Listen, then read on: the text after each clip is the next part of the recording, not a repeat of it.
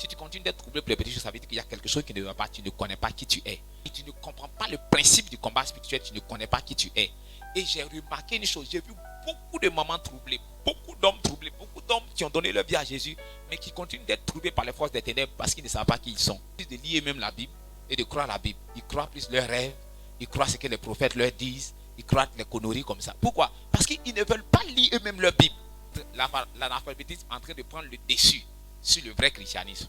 Attaché à des prophètes leur racontent, et c'est devenu comme un fonds de commerce pour certains prophètes qui continuent de donner sortes de révélations en te faisant croire que tu es incapable d'aider toi-même. Celui qui devait mourir à la croix pour que tu sois sauvé s'appelle Jésus.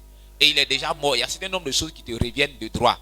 Quand je prêche, c'est de ça qu'il est question. Donc, le fait d'être là et de ne pas ouvrir ta Bible, de ne pas croire la parole de Dieu est en train de te perturber et en train de te troubler. Maman, tu connais Jésus il y a longtemps, mais ta vie est troublée. Tu fais petit rêve où tu vois un petit cafard. Tu vas tuer le cafard là, puis tu vas mettre le feu sur le cafard. Le cafard fait partie de l'écosystème. Et donc souvent, les salamandres que tu vois là, ce n'est pas le diable.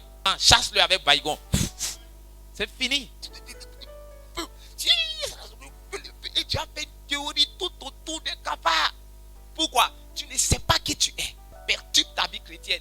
Et certains pasteurs, certains prophètes en grippe en offrant un fonds de commerce. Ils t'appellent toujours une révélation, ma fille. Donc pour ça là, tu dois faire ceci. Tu dois faire cela. Je viens à la maison, on va faire comme ci, on va faire comme ça. On va mettre un pot de lait, un pot de... Hey. Pourquoi? Parce que tu refuses de t'asseoir et d'étudier toi-même la parole. Tu veux connaître Dieu par procuration. Regardons ensemble, je vais vous montrer en quoi consiste le travail d'un véritable pasteur. Éphésiens chapitre 4, à partir du verset 11 jusqu'au verset 14. Donner les uns, c'est-à-dire que Dieu a pris des hommes et il en a donné un des uns. C'est-à-dire que certains sont appelés apôtres, d'autres sont appelés comme les prophètes, d'autres sont appelés évangélistes, les autres comme pasteurs et docteurs. Le perfectionnement des saints. La Bible dit que Dieu a choisi des gens, un comme apôtres, on parle des 5 ministères.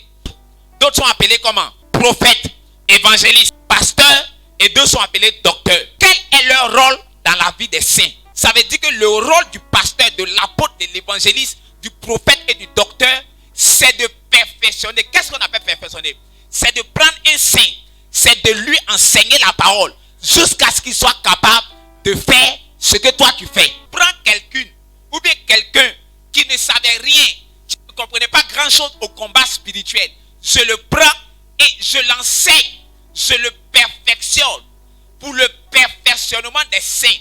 Donc le rôle de l'apôtre, le rôle du prophète, vos prophètes se promènent seulement pour prendre vos pagnes à vous, pour casser eux sur vos têtes.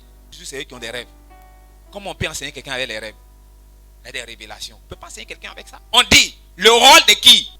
De l'apôtre, du prophète, d'un évangéliste, d'un pasteur et d'un docteur. C'est quoi?